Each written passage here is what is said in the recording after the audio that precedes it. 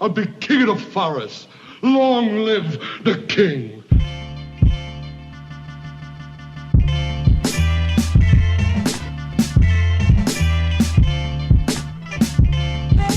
Good day and good night. Welcome to the High and Low Basketball Show. This is episode number 100 and Taj, aka episode number 167. Veteran NBA power forward Taj Gibson.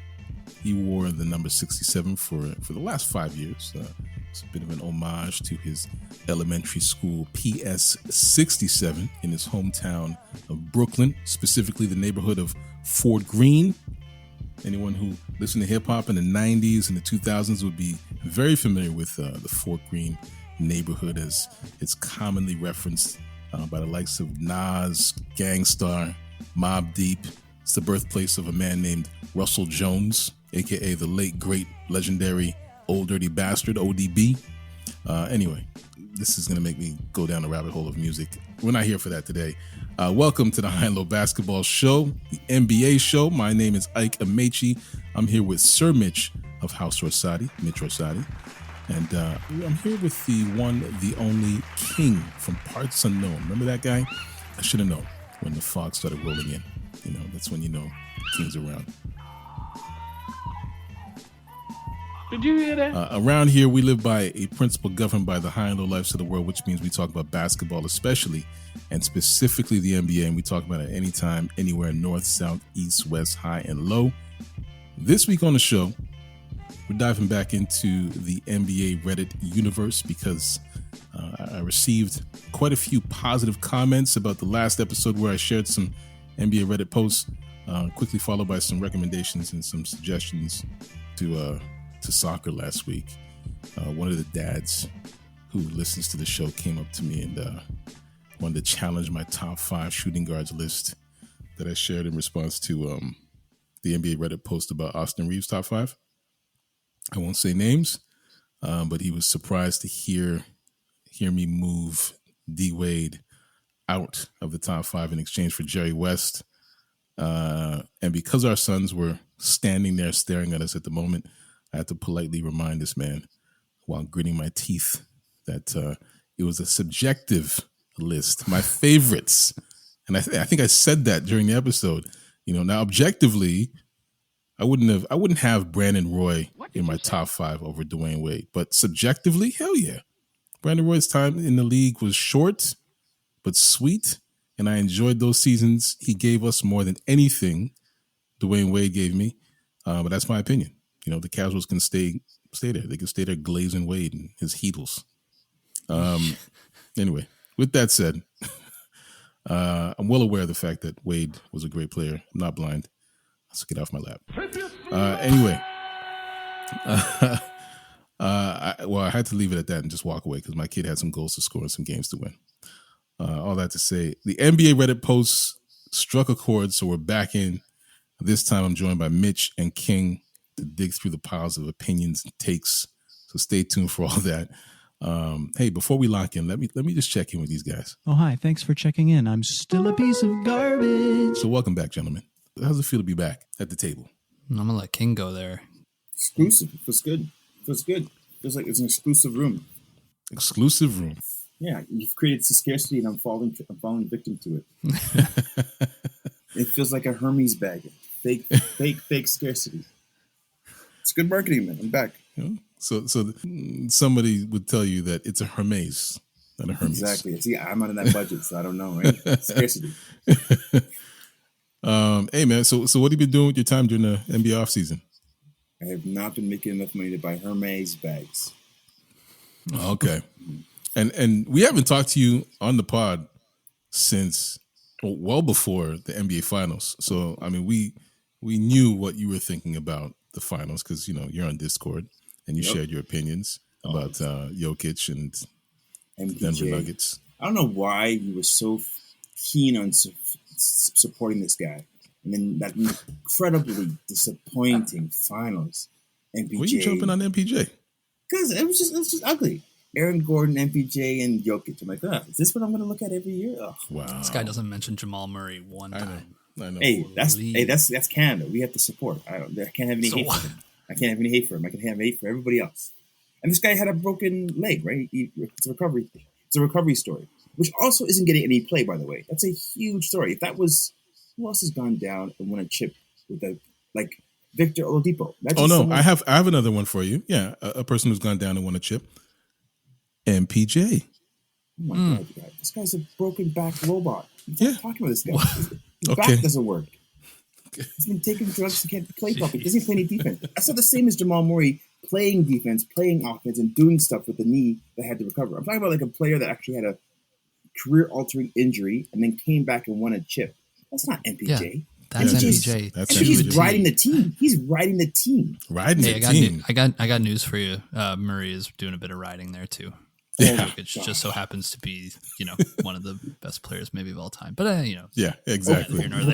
But MPJ got drafted with a broken back and was told, here, you can stay on the team and just shoot threes. He'll do no defense. He'll do none of the stuff you're supposed to do at that height. You just stand right here and shoot threes. It's kind of like Manute Bol shooting 3 pointers. It's not really part of the game. Listen, it's a manipulation. Murray and MPJ are both in the passenger seat, okay? Jokic is the driver. Okay. So, doesn't matter. Whatever you have to say about MPJ can apply to Jamal Murray in this situation. They're both players who came back from catastrophic injuries and were able to help Nikola Jokic and win a title. That's essentially the narrative. Wow. And all this other kerfuffle that you're trying to bring into this conversation, remove it. Oh wow! Gosh, and I'll take it a step further. MPJ, they thought he might never play again. Like I would argue, more catastrophic than Murray's injury. Pfizer drugs. And they didn't think this guy was going to walk. Yeah. It's like, how do you move around with like nothing in your back? Your spine is it looks like a bowl of gelatin. Stem cells, man. This guy's a fruit roll up on the court. Man. Come on. Anyway, okay. So I hope they're not even close this year. I don't even want to talk about them at all. Stop. We're too far removed from the finals. You know why we're so far removed? Because we don't even enjoy being there. We don't even want to rehash any of it. You're wrong. I don't remember what happened. It was a sweep. Many people are basking. The casuals are hating this moment, but true hoopers are basking in this offseason, knowing that the Denver Nuggets are the champions. King. Mitch, I appreciate your time this week. Thank you for joining me. Listeners, thank you for joining us for another installment of the show. Another week, another episode, more NBA. So, of course, more high and low. This week in NBA history, we saw the trade of all trades on August 2nd, 2005. The largest trade in NBA history was finalized, involving 5 teams and 13 players being swapped around. The biggest names in this deal were Antoine Walker and Jason Williams. Walker was traded to Miami from Boston.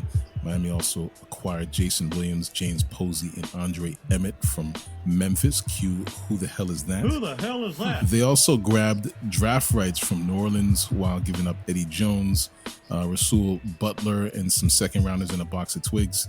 Although pieces in the trade helped Miami get the 2006 title, this was a deal involving a whole lot of nothing. No All-Stars, no All-NBA guys, no change makers, but it speaks to the genius of Pat Riley. Let me tell you this. He turned a couple of washed-up stars into effective bench guys while giving up next to nothing. Eddie Jones and Rasul Butler, who ended up on the Raptors a few years later. Miami, man. Sheesh. They keep doing it. Keep doing it. They've been doing it. That's what I have to say. Anyway, that's a little something for the NBA history nerds. Things are certainly happening in the NBA today, so let's talk about it. Let's talk about something important.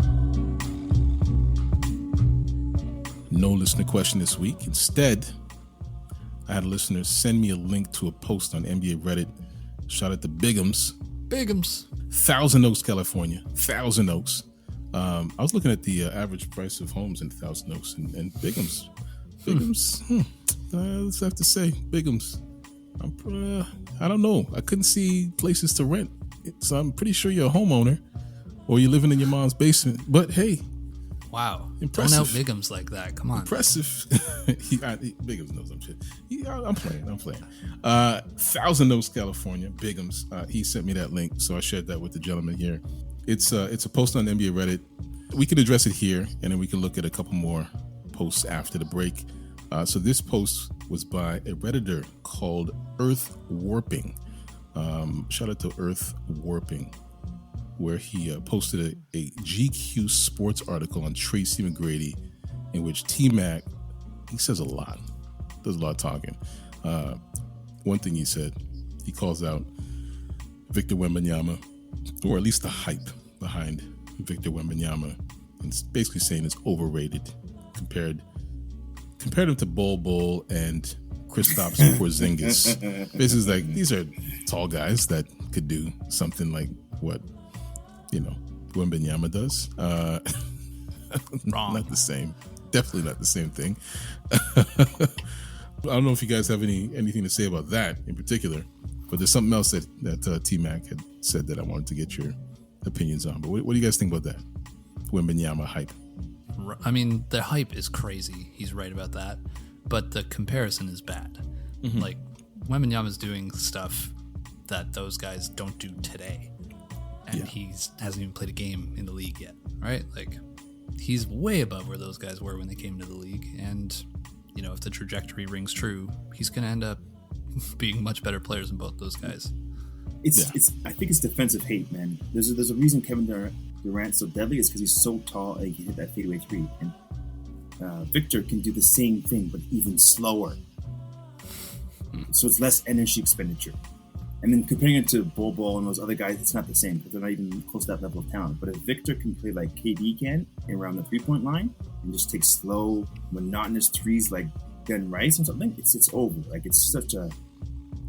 And defend at the level he defends at. Like, defensive player of the year like and not even having to jump. KD stuff. That's nuts. Yeah, not even being able to have to jump, right?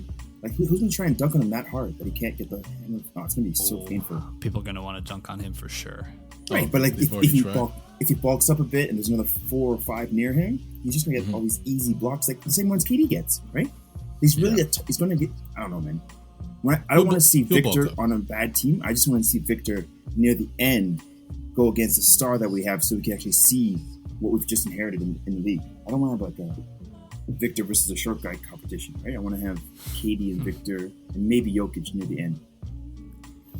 Wow. First positive thing I've ever heard you say about Jokic. I love it. It won't work out. It won't be a good game to watch because it'll be passing to MPJ and some nonsense like that. What? At least in the onset, like in the early clips, you're like, oh, maybe they'll go at each other. But then you realize Joker's too smart in the moment. What was that, 22 seconds of praise before it devolved? Nice. Less than that. It's not praise. It's more like structural analysis. It's not praise. It's structural analysis, right? All right. Okay. Well, Tracy also said a few other things, but one particular thing he talked about was James Harden.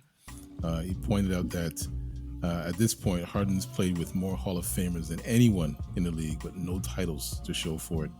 And with the recent trade demand, he basically wants to leave the reigning MVP. But where would he go? And what would he play for? If he can't win with the MVP, Embiid, a former MVP in Durant, then what is he doing? What are your thoughts on James Harden? Like, what's happening here? I'm torn a lot because Houston's my team, but I feel like James Harden, when he goes home at night, he thinks he's playing NBA Live and just resets the controller and just keeps on trying different things to do. Like, it's really interesting. I don't think he sees the end. I don't think he sees the game the same way we do, right? Like, I think he's literally like, oh, there's a cheat code button. I'll just get people to go on the head fake, and then I'll get my 3-point shots, and I'll change the whole league. And now I'm like, I just won't play on one team because I can just press A, B, B, A, and switch teams every time. So I really don't think he has any level of respect for the structure or the history of the game. He has his own cheat code to get to a ring. So this doesn't surprise me at all that he wants to leave Embiid. Not even a little. I think you're spot on a couple things there, but I've been trying to step outside of myself because I don't like watching Harden at all. Like, I don't like watching his game. I agree with you. He's got that little bit of cheat code, edge to him. But I've been trying to think of him, in a vacuum, and I want to rewind back to OKC. I think he was like genuinely happy to be there, and I wonder if he would have liked to have stayed and built something there. Gets to Houston. I can understand wanting out of Houston because that team kind of just went as far as it could go, the way it was constructed around running him into the ground. Brooklyn, I mean, can you blame anyone for wanting to get out of there? That was a terrible, terrible situation in way more ways than just him.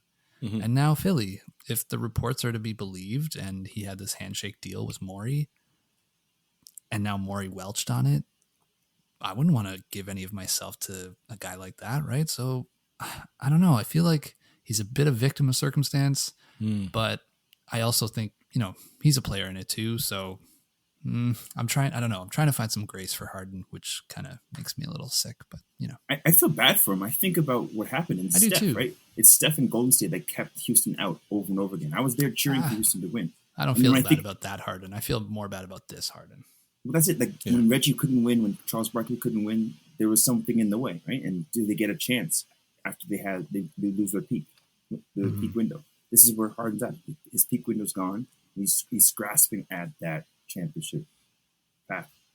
I don't even know if he's grasping at a championship, to be honest. I think he just wants to enjoy where he is. Yeah. Really? Yeah, because obviously if if the championship was the first and foremost thing, he would stay in Philly, regardless of the, whatever it is, $10 to $30 million that Morey ends up shaking out of him. If he was really about it like that, he would stay in Philly and shut up. He would, because that's a good team with him. But he's not about that. And he's putting, in a way, his feelings above his professional prospects, whatever those might be, right? All right, so if he gets traded to a championship contending team, like a Phoenix or impossible. Well, this is what I'm saying. Like if he gets traded to one of those teams, then we know it was about the ring versus I just want to be near the strip clubs in Houston or the strip clubs. Oh, I think if he ends up on a championship contending team, I think that's gravy for him. Yeah, but not what he wants specifically. I just think he wants out of Philly because he doesn't want to be near Morey. I think that's it. There might be a layer of money that's still coming for the NBA. Like I've been hearing these things about how each one of these teams is where all the 1% is going to start putting their money, and he might just want to be that guy on a team somewhere getting a huge bag. He's not going to get Jaylen Brown money. This is what I think is happening. I think in the next 2 or 3 years there might be a huge push for each star to go back to one team somewhere and get a huge bag. Yeah, but you said it yourself. James Harden is sort of on the back end of his career. How old is this guy now? He's 33? 33. Yeah, he's trying to get a Russell, what's his name? Westbrook? Westbrook, yeah. He's trying to get a Westbrook deal. Right? The biggest paycheck right by the end. He'll get more. He'll do better than that. No, he'll get better than that in terms of a deal, but it's that last big contract. Kind of like Chris Paul and all those guys got the last big contract before they were done. Isn't that what he's trying to get to? No, he'll get that's. I don't think that's the same because he can still play. Yeah, he's still effective at this age. You don't think he's just like Chris Paul?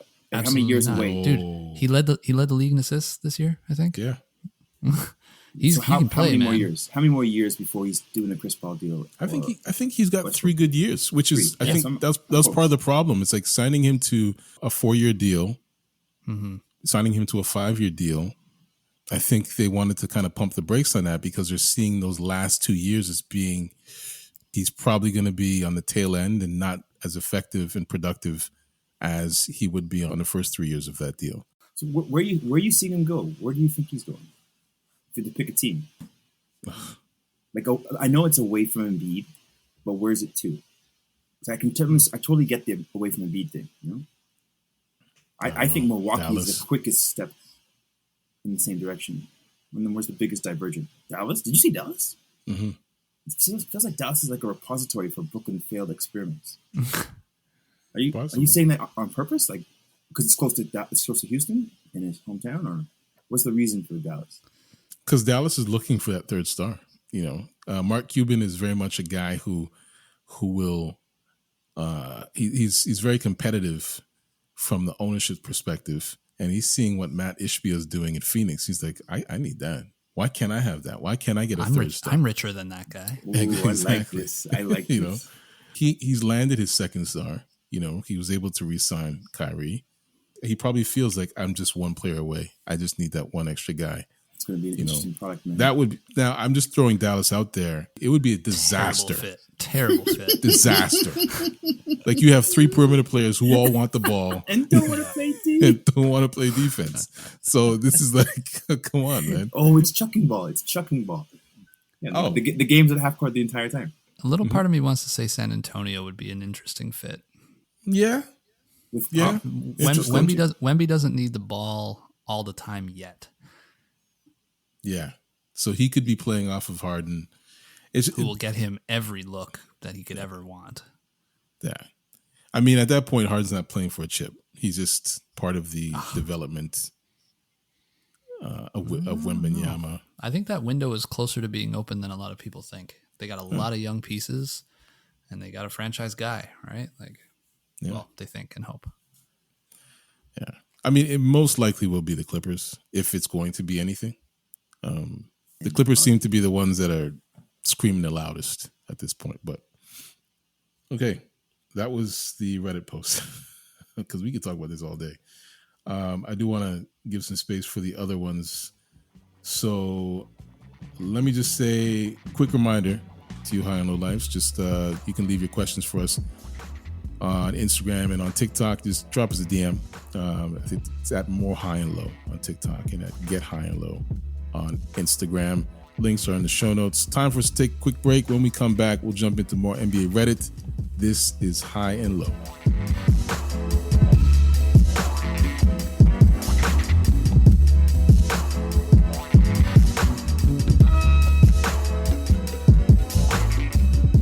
This moment is brought to you by High and Low listeners. This week on the High and Low NBA show, listeners were asked to share their top 5 NBA player summer thirst traps. What did you say? Bigums in Thousand Oaks, California, shared his list of the top thirst traps for NBA players this summer, starting with number 5. New Twitter, no restrictions, no rules, anything goes. It's called hentai, and it's art. Number 4 is Canadian model CC Rose on Instagram and TikTok, especially Instagram. I know, I was speechless too. Number 3 is a tie between downtown LA after 11 p.m., South Beach at any time, and Toronto during Carabana.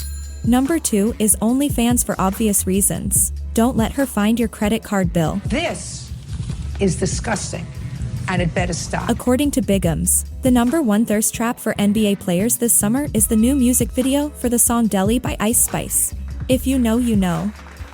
Thank you for sharing this inspired list, Bigums. Let's get back to the High and Low NBA show.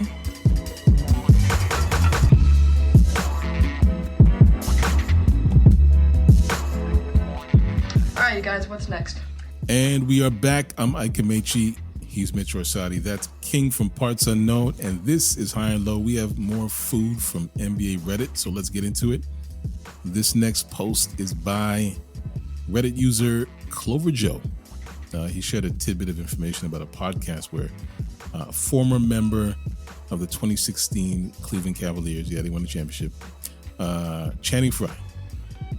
Channing Frye admitted on this podcast that the Cavs targeted Draymond Green during the finals, that 2016 finals. They baited him. Clover Joe posted this quote from Channing Frye. By the way, I'm just looking at Channing Frye right now. This guy looks like a botched, oversized clone of Nick Cannon. Am I wrong? Rude, not wrong. It's got Nick Cannon's head. Shout out to you, Channing Frye. No disrespect. Respectfully. Anyway, I digress. No offense. I shouldn't have said botched, oversized. Maybe just botched. He looks like Nick. Maybe I should have just said he looks like Nick Cannon. There you go. Me with my extra words. Anyway, the quote is this. So, of course, Frye responded when asked if LeBron purposefully baited Green. What do you mean? Of course, everybody was trying to bait him. Are you joking? He shouldn't have had that many fouls.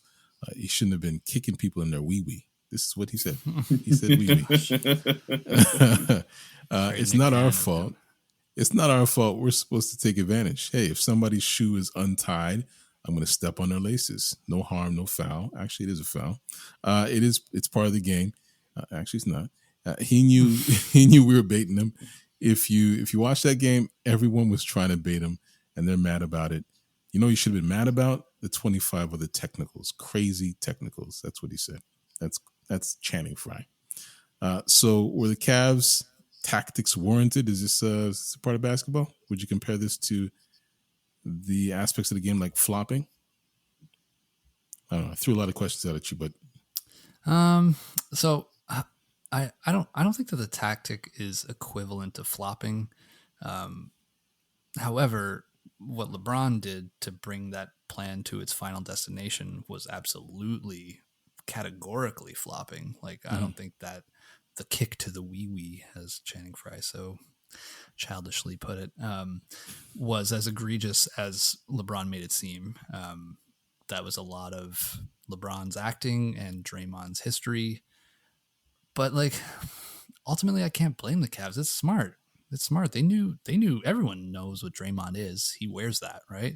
It was a simple plan, and it ultimately won them a chip, right? So I don't know. Can't fault the team for having a good idea to get under the skin of a guy whose skin is wide open, you know? I think that's the problem, though. I think because in the past, these kind of things weren't respected and weren't allowed, so they would just have big brawls and fights. But now this is where the league rules and the play of the game kind of intersects. Similar to the James Harden thing I was complaining about with the way he draws fouls. There has to be a certain, not code of ethics, but a certain way to play the game that doesn't force you to use the cheat codes. And the technicals and all the flopping, it's all designed to make a better product for us to watch regular season. And then when that leads into the playoffs, and now you have this guy who's got too many technicals and he might possibly lose 3 games, and everyone goes at him. That's ruining the concept of play a hard regular season, play a good playoffs. It's like tweaking the rules again. I don't know. I think there's some personal accountability that has to be there for Draymond. And like, I mean, getting under players' skin is not new. Like, Dennis Rodman made a whole career out of that, you know? Like, it's just, maybe the part that I think I agree with you is that, you know, you used to be able to punch a guy in his mouth when they did that. Yeah, you cleansed it. You cleansed it from the game. Can't do that. Yeah, can't do that anymore. So I think there's a kernel of truth in there. But like, ultimately, you know, keep it under wraps. You know, you're up. I mean, maybe it was bad that they were up 3-1. Draymond felt like he had all this leash to get away with whatever he needed to get away with because they were going to win in their minds, right? So, yeah, again, it's the exact same thing as the Harden thing. You know, like I think there's a bit of both in there. It's funny because Dillon Brooks does some crazy stuff, but maybe that's the kind of enforcer-like mentality that keeps that stuff out of the game. I'm not saying Dillon Brooks, what he did was Brooks good. Is trash. I know, but I'm saying that element of the game probably needs to stay there a little bit to keep these things from happening. Not what Dillon Brooks does, but just the Charles Oakley, Dillon Brooks, the enforcers of the game, they let this kind of nonsense not exist going forward. But does the like hold me back culture really count stuff in terms of the culture of the game? I don't like. You can't compare Dillon Brooks to Oak. Like Oak was putting people down. Yeah, and no one's holding him back, right? You're talking. No, you said hold me back. That was fake stuff. That was like the rules. That's what it is. But that's what it is today. I still need to look cool, so I'm going to do hold me back. Yeah, but it's garbage. It's all performative, right? Like it became that though. Unless you're Serge Ibaka. Yes, Serge, exactly. If Serge had an iota of accuracy, some people would have traumatic injuries. I think. What was that guy's name? No, but what was his name? That guy. I'll tell you. His name is Marquise Chris. Grab that boy by the throat. Serge would have punched a hole through that guy if he actually connected. You don't understand. I was at the game. I got the courtside side seat. Like I got to see that from behind the basketball net, and I was in love. Awesome. I think I even saw the punch through the backboard. I'm like, what's going on? Kill him! I was. We all watched it. It was a home game, dude. It was a beautiful moment. I can't express my joy about it. It was a beautiful moment. So, I mean, the only reason I would correlate what these tactics and especially what LeBron did to flopping is because essentially what LeBron did was flop, right? Yes, he flopped correct. to get the call. He flopped to get the flagrant, right? And of course, I mean, you can't do that this coming season because they've changed the rules around flopping. So we'll see about that. You're supposed to, like the official's supposed to call a flop, and then the player will get a non-unsportsmanlike technical foul, and then the opposing team gets the one free throw attempt. Either I'm dreaming or they did that before, and they were getting Chris Paul on that. $5,000 fine is what it was before. Okay, which is now it costs you a point. Yeah, which is more. That's better. That's much better. The $5,000 is a joke. Yeah, those guys make that in a quarter less. Exactly. The Marcus Smarts of the world, the Chris Pauls of the world. Who else? Yeah, they're gonna have to shift. The Ginobilis that are gone. They have to adjust because it's going to cost their team. Especially if you look at it at like critical moments where people will actually use this as a tactic. It's like we need the extra possessions. And you know what? I think it's not gonna. So it's interesting that you mentioned those players. I think it's something that I hope the point of this is to like teach out flopping, right? Because like if you're a rookie and you're doing that, oh boy, you're not seeing minutes. But you might still see it from guys like LeBron who are, you know, the penalty is going to be the point, but they're not going to hear about it from a coach, right? Like, that's just, you can't, what are you going to say? But a new guy, okay, that's it for you. You're sitting for the next however many games. Yeah. It's interesting, though, because I'm trying to get to the original birth of all this, and I think it's Rodman, but he was a tough guy. And then I think about Ginobili, who brought this European soccer flopping to the whole league. And is this going to change the way the league is looked at going forward as a way to just maintain your points and not do flopping? Because it used to be a legit tactic. Like Rodman would have hustle points, and the refs would be like, yo, that's hustle. You get the ball. Now go score. And Ginobili would be like, I don't have to play hard defense. I'm too little. I'll just flop on everything like in soccer games. And now it's going to be a point against. So you're going to want to bait the flop almost. It's going to be interesting. It is going to be interesting. I agree. I would love to see some chair pulling. I would love to see what these professional chair pullers do. Like if they pretend they get hit in the face so it doesn't look like a flop. Like they pretend more injury so that it never looks like a flop. Like it's going to be such a character. So like lean further into the flop, you mean? Wow. Like like it's perfect it? Like it's going to be a character has to be more decision. Realistic. That's right. It has to be a character decision on every call. You know, guys taking acting classes. Crying. Like basically crying. My nose. So they go full WWE. So they carry the razor blade in their mouth just so that they can go and just cut themselves. Little slice to the forehead so they can draw some blood. Or even like the bigger players act like I would never flop. I'm too strong, and then use it for when they need it. It's going to be interesting, man, because you can always see it, right? It's always a character decision. Embiid's in trouble. Yeah, Embiid. Yeah. God, I can't wait. Okay. Shout out to Reddit user Clover Green? Clover Joe. Clover Joe. Let's take a quick break. When we come back, we're going to get into that last NBA Reddit post before we wrap up. This is High and Low.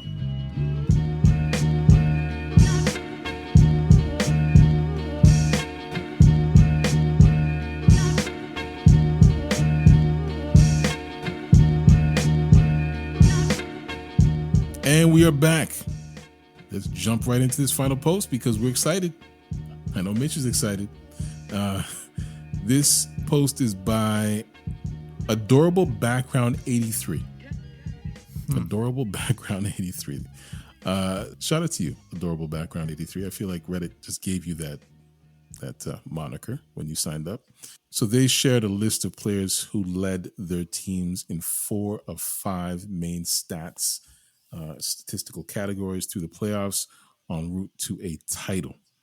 This is a great post because there are some surprising names. I'll just list them out for you. Had Larry Bird in 1984, Hakeem Olajuwon in 1994. Yep. He actually led the Houston Rockets in all 5 stat categories. Tim Duncan in 2003 with the San Antonio Spurs, of course. LeBron James with his Cavs in 2012 and LeBron James with his Cavs in 2013. Sorry. No. Heat. The Heatles. LeBron James again in 2013. LeBron James again in 2016. He led his team in all 5 categories. Draymond Green in 2018. What did you say? Draymond Green in 2018. 4 of 5. Importantly, 4 of 5. not points. Yeah. But rebounds, assists, flops, steals and blocks, technicals. Real stats. Real stats. Assists and blocks. And Nikola Jokic in 2023. So my question is this. Just looking at all these players that have been able to do this phenomenal feat, how would you rank these players? How would you rank this? Can I start a little bit? Please, yes. Do your whole ranking first. All right, so at the top, it's LeBron. Hold on. Worst to best, you said, yeah? Sorry. Yeah, worst to best. Worst to best. I'm going to put Bird as worst. And that's because the rest of the team and the era back then kind of let one star do everything. And then in 5th place, That was a terrible explanation, by the way. You're finished? I thought there was more rationale. Your rationale was Bird was the best player on his team because everyone else was bad, and he's the worst. What is going on? Don't worry. 84. This guy had Kevin McHale, Robert Parrish, but Dennis Johnson. He led in points, rebounds, and assists, and because nobody else would do that, he just took on that role. Roles were not fluid back then. Right? McHale and Parrish were your rebounders. You can see Parrish and McHale giving the ball to Bird at the top of the key and say, you're the only one that's allowed to pass into the post. You have to do everything. Okay. Everything has to run through you. It was an older way of ball, so it was easier for him. And that's why he's at the bottom. All right. Who's next? Right, continue. Next is Shaq. Shaq's not even on the list. It's my list, man. This guy. Okay, hold on. Okay, all right. Remind the man. Next is Shaq, and then nope. That's my list. Okay, your list doesn't make any sense, bro. Moving on. Anyway, can I do the top of my list? And just one reason why? Just do your top. Who's the top? LeBron, because when he came into the league, getting those kind of steals in those kind of crucial games was a true stat. Dominic. Wow. He led in steals, assists, and rebounds. Rebounds is pretty easy for him. Assists and steals is not. All right. All those blocks and rebounds is because there's no one else in the league that does that stuff. Those was just the 5, right? But for LeBron at his size to be getting assists, steals, and rebounds is huge. Okay. Which year for LeBron? Okay. All right. And Mitch. Yes. Let me answer the question fulsomely. Okay. Last is easily Draymond. Generational defender. Clearly the worst player on this list. Let's not beat around the bush here. Yeah. Next is Jokic. But this ranking will change before Jokic's career is over. You can bet on it. Next, after that, I got Akeem. There's nothing wrong with being 4th best on a list. Okay. I know that was for you. And a little bit for Sean. Shout out to Sean. Miss you, buddy. Okay, and third, I got Bird. As much as I love Larry, ever since I turned the page on accepting Tim Duncan higher in my heart, I can never go back. So number 2, I got Duncan. It's just a near perfect player, in my opinion, and not a loudmouth about it at the same time, which I love. And then, of course, LeBron. He's the runner-up to the GOAT conversation, you know? How can you have him anywhere else? Solid. Can I just say before we move on, I took it a little step further, and I ranked them based on those seasons. Can I go? Yeah, go ahead. Go ahead. Okay, so Draymond stays at the bottom. Bird is number 5, so he drops down for me. Hakeem is number 4, only because he started to fade towards the end of that series. Like, you can look at his numbers from the first round through to the finals, and then pretty much everything goes down. Then Duncan, because that Spurs team was pretty bad. Like, rookie Manu, first year Parker. Duncan carried that team very impressively. I got Jokic at 2 because that might be like the best playoff run of all time that we've probably ever seen. But you can't put him above LeBron because he's got 3 of them on this list, and 2 of them are iconic. That Spurs comeback and then the block against the best team of all time, Warriors. Like, come on. LeBron is secure at the top there. Yeah. Based on your logic, if Jokic does this 2 more times, you're going to tie him with LeBron? Yeah, if he does what he just did 2 more times, sure. He's above LeBron. Yeah, this is honestly the most impressive playoff run maybe ever, just from a stats point of view. Yeah. I have a question. Mm-hmm. So Shaq changed the league, changed the way refereeing happened. This guy was.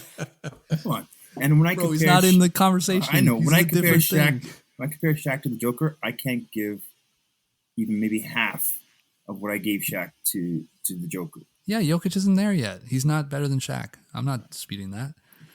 He will be. If he keeps this up, he will be, period. Because he led his teams in points, rebounds, and blocks, and I just don't think I can put... That's 3 things, though, not 4. Okay. That's what this question was about. Shaq never did it. He didn't do it. Too much Kobe on that team. Or D-Wade. Great post. By Adorable Background 83. Shout out to you. Why the fuck I can't shoot 3 3-point shots. Hey, man, that brings us to the end of this episode of High and Low. Thank you, King, for coming out from Parts Unknown. Thank you for carrying the Hermes today. And thank you, Mitch. Appreciate you guys. Subscribe to High and Low anywhere you find podcasts and make us a part of your weekly routine. You know where to find us. We're on Instagram, we're on Threads, we're on TikTok, Twitter, YouTube, yada, yada, yada. Links to those are on the show notes. So where can listeners find you, Mitch? Yeah, I'm in off-season mode. We didn't get to talk about it tonight, but I love not paying attention to any of this mess right now. So catch me somewhere else, anywhere else. Bye. There you go. And King, we're going to find you, man. Well, I'm on TikTok. Like I said years and years ago, TikTok has taken over the world. Twitter is now X. And we're keeping track of all the off-season drama with Zion Williams because it's spicy. It's spicy. Media Kingdoms. At Media Kingdoms on TikTok. There you go. Zion Williams' son. His son that he had with that woman. Once again, Music is by Live, the Enjoy Music Group. You can find Live on Twitter and on Instagram, and I think he's on Threads. I'm assuming he's on Threads. Just search him out. LYVE. Additional music is by Sonny Rockwell of The Goodness. Sound design is by Vonn+Abrahamm. This is a Vonn+Abrahamm podcast, just in case you didn't know. Shout out to my guy, Basil Dawkins. You rest in power, King. On behalf of Mitch, on behalf of King from Parts Unknown, I'm Ike Amaechi. Thank you for listening to High and Low. We'll talk to you next week. Hermes, Givenchy. Get with it, King. Come on. Call yourself King and